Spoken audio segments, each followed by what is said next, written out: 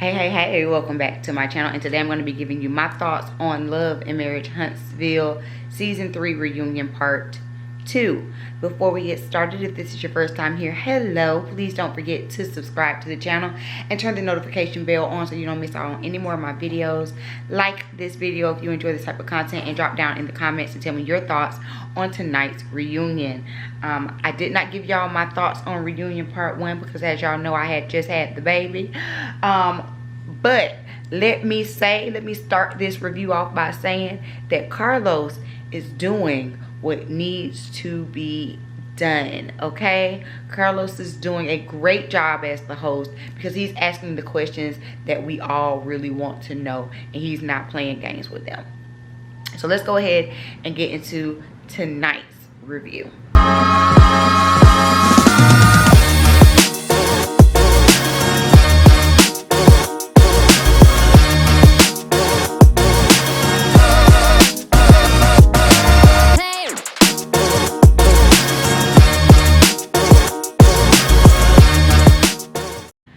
We start the review off where last week ended, with Carlos asking Martell, had he met Ariane before Melody, would he have been married to her? Martell does not answer. Marceau tried to answer for him, but Martell just refused to answer the question.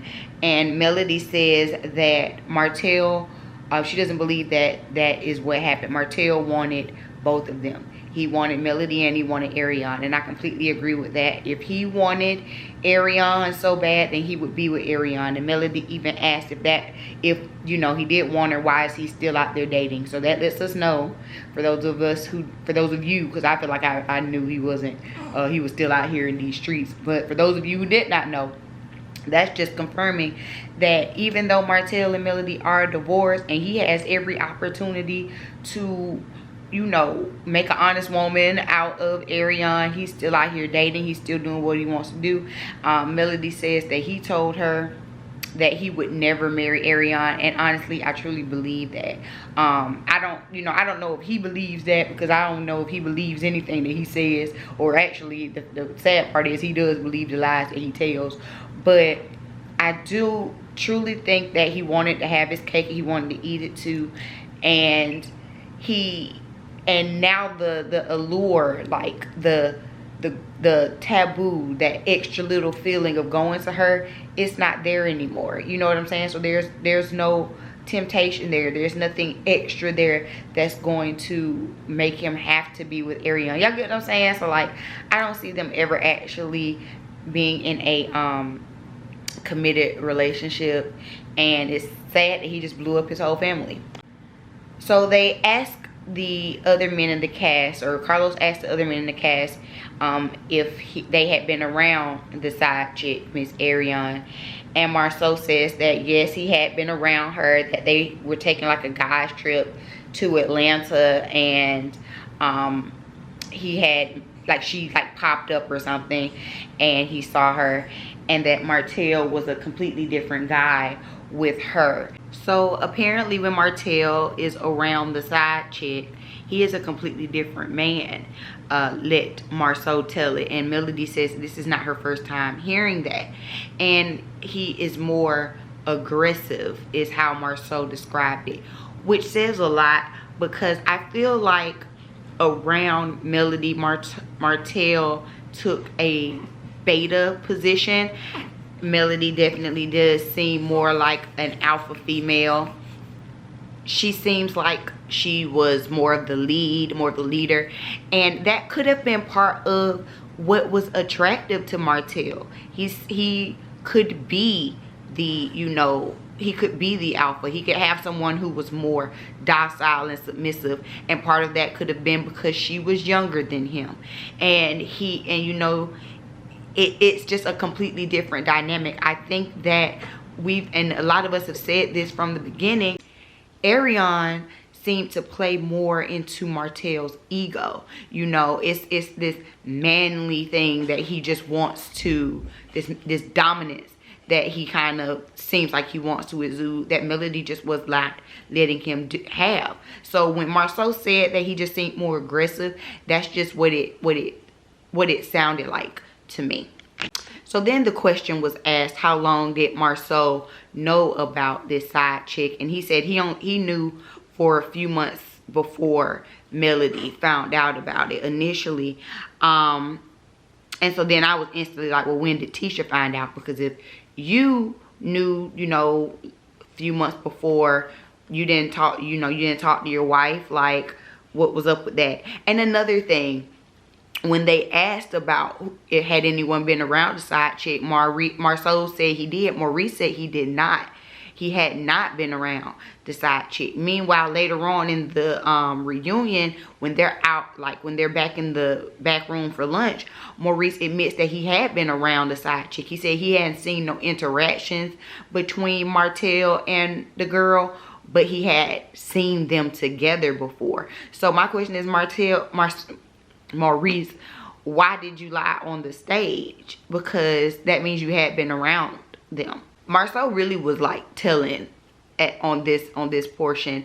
I guess you could say he was breaking guy code, because he was really just telling everything that happened.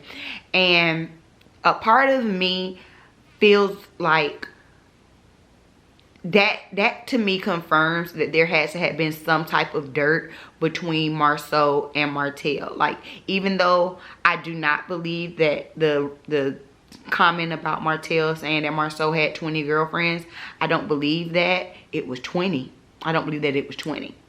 But I do believe that there was some dirt that Marceau did behind Tisha's back, because if not, Martell would not have felt comfortable enough to bring his side chick around the other men. You get what I'm saying? Like, if you're out here and you're doing this dirt, and you know that this man and his wife are friends with your wife, then you wouldn't bring your side chick around for fear that it would get back to your wife, I would think. You know what I'm saying? Unless you know that he has something to lose by spilling your dirt too. You get what I'm saying? So for me, that's just confirmation that there was probably some dirt done by Marceau as well, and Martell and Marceau were in cahoots and keeping their secrets. Kimmy asked, why did Marceau stay if he, you know, knew that there was a side chick and all that stuff, and why didn't he just leave the situation? And the men all make these different excuses about why they would stay around, and Maurice says, oh, you have more influence if you stay, and it was a whole bunch of bull. Okay, it's a whole bunch of bull. And I completely agree with Kimmy. Staying in a situation that you don't condone, it is basically saying that you condone it, because actions speak louder than words. I can say to you, I don't like you smoking around me. But if I sit there while you're smoking around me, then am I really affected by the secondhand smoke? You get what I'm saying? Like, if I don't want to be around you cheating on your wife is a friend of mine, I'm not finna sit up here and kiki with y'all and hang out with y'all through the night. I don't care if and Maurice's like, well, I wouldn't just leave a party just because, well, I wouldn't be around them. I'm not finna sit up here and hang with you. I'm not finna do that. So I completely agree with Kimmy. And it just shows that these men are all in cahoots. They will cover each other's tracks, and it ain't, I don't like it. I don't like it. So then they take a lunch break, and we see Melody in her room, and she's talking about how it's so hard for her to be on stage with Martell, because he just makes stuff up and he just lies. And I'm sure that's aggravating to just sit there and watch somebody tell bold-faced lies with a straight face. You know what I'm saying? She talks about how she wants to leave Huntsville, but because of, you know, the custody agreement with Martell, she can't, and it's just toxic there, and she doesn't want to be there. She has a whole like exhibit A of pictures of things that Martell has been sending her throughout the year, and on, you know, how he loves his family, and, you know, things like that. And I'm sure this whole thing is aggravating, especially because it's like y'all are like, Ariana is being validated in a sense in this point. And she even said when they were walking off, like, why are we even making her relevant? And I think that's part of what aggravates her the most. It's because, like, talking about her is making her feel like she has such a has such a position in Martell's life, or a higher position in Martell's life than she did, and she was the wife and mother of 4 of his children. And then you could tell that she, like, that gasses Ariane up, because then she turns around and gets on Instagram Live and go, you know, and is talking all kind of ish, you know what I'm saying? So, like, it gives her this false sense of validation. And also, while they were in the back during this lunch break, like I already talked about Kimmy and Maurice having their conversation, and they just kind of agree to disagree. But Tisha also calls out that Maurice lied out there, and Marceau was back there lying. Like, Marceau, you done already started talking and spilling the guy's secrets. Ain't no point in lying about it now. Just go ahead and tell the whole truth. But he's sitting up here trying to cover up, trying not to say too much, because if you say too much, then you're going to tell on yourself. When they return back out to the stage, we get the Destiny segment. We get the flashback of her and La Bum Bum, you know, talking about taking the last name, and then going through the divorce, and then kind of turning things around and being on her boss girl situation and everything. And so Carlos asked her, why did she not talk about her divorce on camera? And we were all speculating that it was because La Bum Bum must have, like, put like a cease and desist or a gag order on her not to speak against him or not to speak on him. But apparently Destiny says she did all of that on her own because she wanted to protect her son, and she was in the middle of it and she didn't know which way it was going to go. I understand that, but also I feel like we really did not get any of Destiny's story. Like, I understand she wanted to kind of work through it on her own, but it's also not fair that you are on this reality show and you have the luxury of working through your relationship behind closed doors when everybody else on the show has to basically bare their soul and their you know, their family drama and stuff like that. So I don't think that was fair. We find out that La Bum Bum filed for divorce 3 weeks after she gave birth to her son, which I'm sure is devastating. Like, she says they had been together for 5 years and had been married for almost 2. And, you know, of course it was hard. I feel sorry for her. And she lets us know that there was no infidelity in the marriage, but that they just, I guess, had irreconcilable differences. We still don't have necessarily a clear answer on what the issue was. We're still kind of like left to kind of speculate. They do bring up her not taking his last name, and how for some men that could be a deal breaker. And a quick little insight into my life, I wanted to hyphenate my last name, and that was definitely like a conversation that me and my now husband had, and we had that conversation back and forth for months. So they asked the men, like, what's the big deal? And they all talk about how it's a legacy thing and how it's important to leave behind, you know. And I feel like I understand the legacy portion of it from a man's perspective. And if you have children, I completely understand, you know, you have a son, your son taking his last name. But as far as your wife hyphenating, I don't see what the issue is, because she's still taking your name. And for me, I wanted to hyphenate my name because my dad didn't have any sons.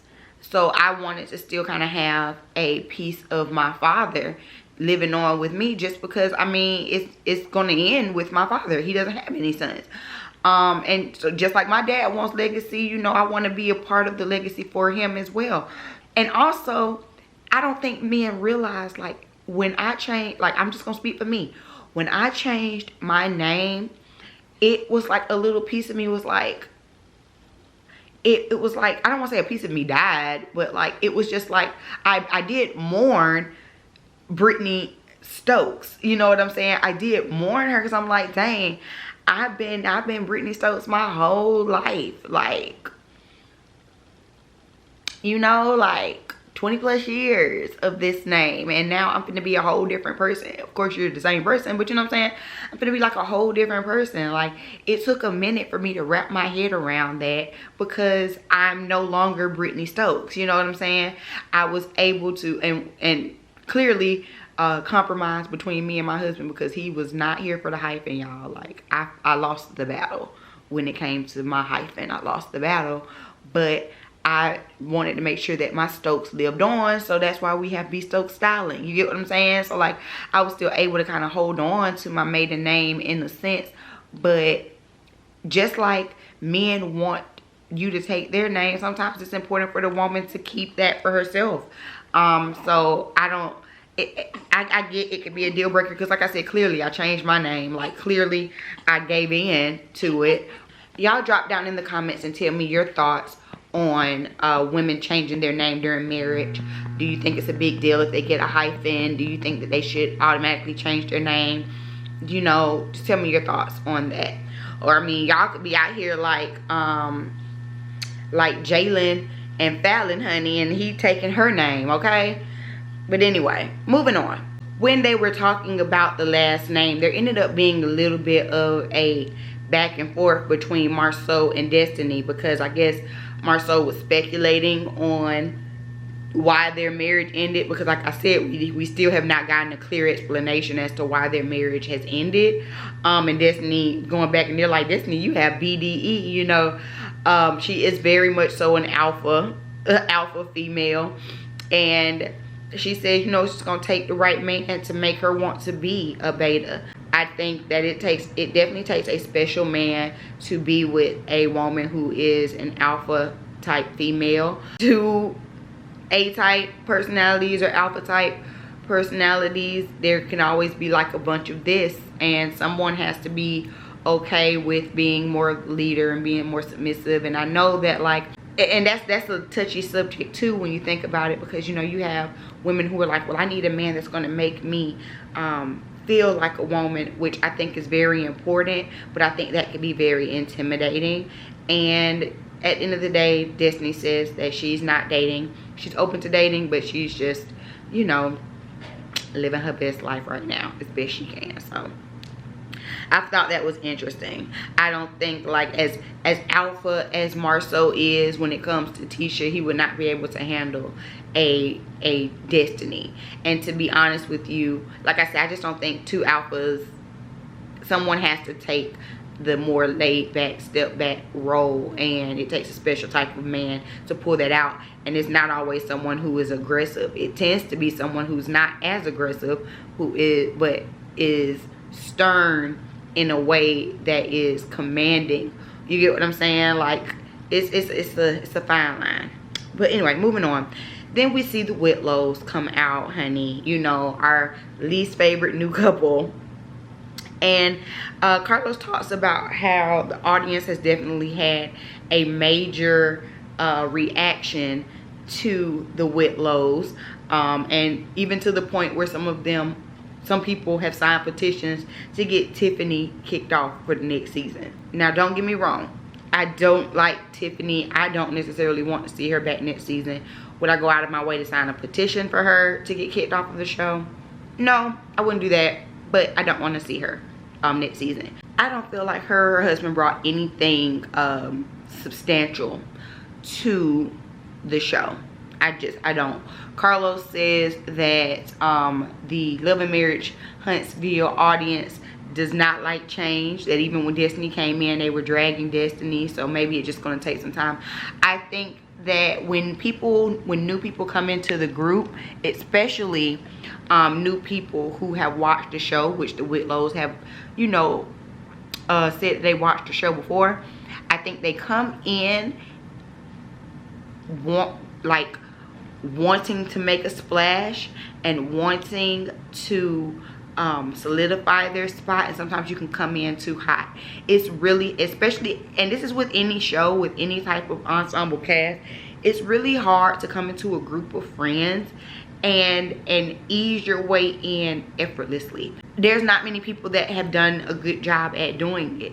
I could think of maybe a scholar from Real Housewives of Potomac. I think that she entered the friend group in a way that made people like her for the most part, made her likable for the most part. But I can't think of really many other people that were added to a cast initially that just kind of slid in effortlessly without receiving like some backlash or some things like that. So I get that it can be hard to enter into a group like this, but I think she entered in, she knew, she came in trying to stir the pot and start with some drama, and quickly realized, oh, this isn't how this is gonna work. And then she had to redirect it, because there is no reason for the way that she came into the group, talking about Destiny's husband, talking about Monster and the rumors at the school. There was no other reason for you to do it other than being messy. You can try to play dumb, you could try to play innocent, you can try to, you know, play on our intelligence, whatever. But there was no other reason for you to come onto this show in that manner besides being messy, especially if you've already watched the show. And because, and the thing about it is too, it's not just the audience that sees that they're not being real, or that something is off about them, or that they're trying to stir the pot. The cast sees it too. Like, the cast start talking about this conversation of transparency. The Scotts 1.0 believe that they are BSing the audience and BSing the group, because like, you're saying that you want to be transparent. We don't know you, so we're just going to ask questions about the things that we know. And Marceau made a good point. It pains me to give Marceau good points, but Marceau made a good point. He says transparency is being see-through. We should be able to see everything, versus, you know, being open to where we have to ask you and then you tell us. So he's saying we just didn't see you. We didn't see the real you. And it does seem like the Whitlows put on this facade. They came in. The one little kind of disagreement that we saw was over a haircut. Like, and I'm not saying that they need to be just like knocked down, drag out, arguing. But if you are trying to give everybody else marital advice, you know, you have to kind of stand the test of time a little bit. And so I did agree with Marceau, where he was like, you know, you're 11 months in, everything is peachy king at 11 months. Lewis says that, you know, they've gone through divorces, so they've learned, which I do agree that going through a divorce does help you kind of learn some things that may have been flawed about you, learn some things that you could do better in the next situation. It was a learning experience, I'm sure, but it does not make you an expert on marriage. It doesn't make you an expert on the next person's marriage. It doesn't make you an expert on even your own marriage. I don't think anyone's a marriage expert, period. I think we all are still learning day by day. Someone who's been married for 5 years is going to tell you something different than someone who's been married for 10, 15, 20. Someone who's been married for 1 could probably even tell you something. But it's the way that you do it. And the way that the Whitlows come off is as if they know everything. You know, that like they have such an expertise that they know it, that they know that they know. And y'all have not stood the test of time. You can't tell a couple who has been on a reality show for 3 years at this point how to navigate, you know, being in a relationship on TV, because you don't know what that's like. So, you know, you don't know the rumors and the doubts and the things that come from that maybe Tisha and Marceau are going through. Not saying that they don't have issues. We all can see that they have issues, but y'all don't know them like that to be telling them about the issues. You feel me? And Marceau tickled me talking about, Tiffany was like, well, we all have opinions. Opinions are like buttholes. We all have them. Marceau was like, well, don't share your butthole with me. That was hilarious to me. That was hilarious. At the end of the day, the Whitlows just did not make a good impression. They did not make a good impression. And one more thing, when Kimmy brought up how Lou was gonna say later in the scene after the apology and everything that, oh, if I would have had a shot, the conversation would have went differently. I'm glad that Kimmy addressed that, because I didn't like that either. If your apology was sincere, don't try to backpedal and make it seem like you're this big bold man and, oh, had I had a shot, da da da da, because nothing would have changed. No one shot would have made any difference in the conversation. Your wife was wrong, period, point blank. There was no reason to bring up children, and just did it at that. We didn't need all this extraness, Mr. Transparency, in that next scene. So I was glad Kimmy brought that up. But that's it. That's all I have to say about this week's reunion. Y'all tell me your thoughts down below in the comment section. I feel like I have rambled on for a good little minute. At first I was like skeptical about a 3-part reunion, but honestly I have been thoroughly I thoroughly enjoyed the reunion and the questions and how things are flowing. And I really do think that they're getting down to some of the things that us as the audience members and reviewers and things like that have been saying all season long. So I really do appreciate it. And I look forward to coming back to y'all next week for another review. Again, make sure that you are subscribed to the channel with your notification bell on and that you like the video before you exit on up out of here. And I'm going to see y'all in the next one. Peace.